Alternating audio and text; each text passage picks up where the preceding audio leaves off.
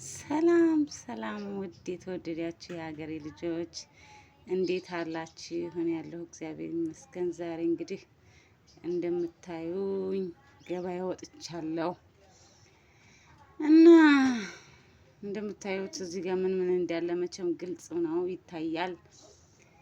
አሁን ከኢትዮጵያ ውጭ ያላችሁ እህቶቼ የኔ ውድ እህቶች የናፈቃችሁ ይሄን እንደምታዩት አለ እዚህ ጋር እንዴት አላችሁ? የኔ ቅመሞች፣ የኔ ውዶች፣ የሀገሬ ልጆች የምታበረታቱኝ ፍቅራችሁን የምትሰጡኝ ውድ እህቶቼ፣ ውድ ወንድሞች፣ ቤተሰቦቼ እንዴት አላችሁ? ያለው እግዚአብሔር ይመስገን። ይኸው እንደምታዩት ዛሬ የገበያ ቀን ነው፣ ማክሰኞ ቀን ነው። ሽንኩርት አለ፣ ነጭ ሽንኩርት አለ፣ ካሮት አለ፣ ድንች አለ፣ ሎሚ አለ፣ ቲማቲም፣ ሙዝ አለ፣ ሸንኮራ፣ ፓስታ አለ፣ ሀበሻ ጎመን ለምትፈልጉት እዚህ ጋር እያንዳንዱ አስቤዛ እናንተ እንዴት አባቱ ነው የሚያምረው። በቃ ወተነኛም መጀማመራችን አይቀርም ብለን እናስባለን። እና እንዴት አላችሁ? ስራ እንዴት ይዟችኋል? ኑሮ እንዴት እያሯሯጣችሁ ነው? እናንተ ዛሬ ብታይ ፀሐዩ ማለት ነው በጣም ከባድ ነው። ትናንት ሰርቼላችኋለሁ ቪዲዮ ዱአ አድርጉ፣ ጸልዩ፣ ዝናብ የለም በጣም የሚያስፈራ ነው ፀሐዩ ብያችኋለሁ አይደለም?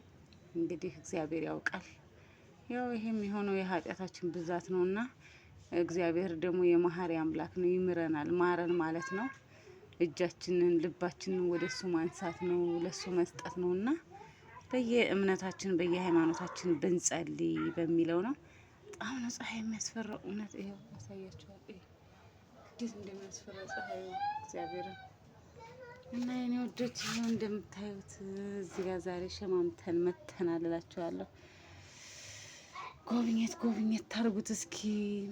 ያያችሁት ጥቅል ጎመን ናት ይችን ማለት ነው 100 ብር ናት። ይችን አያችሁት? ይችን አንድ እራት እንኳን አታበላም። እዚህ ጋር ሙዙን አያችሁት?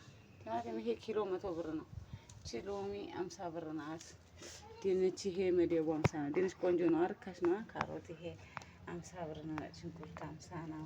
ቀይ ሽንኩርት 100 ብር ነው። እንግዲህ ይችን እና ይችን 200 ብር ነው የገዛኋቸው። ፓስታ እንኳን ያው ተውት። ፓስታ 150፣ 120፣ 130 ነው። ይሄ ደግሞ ፕሪማ ስለሆነ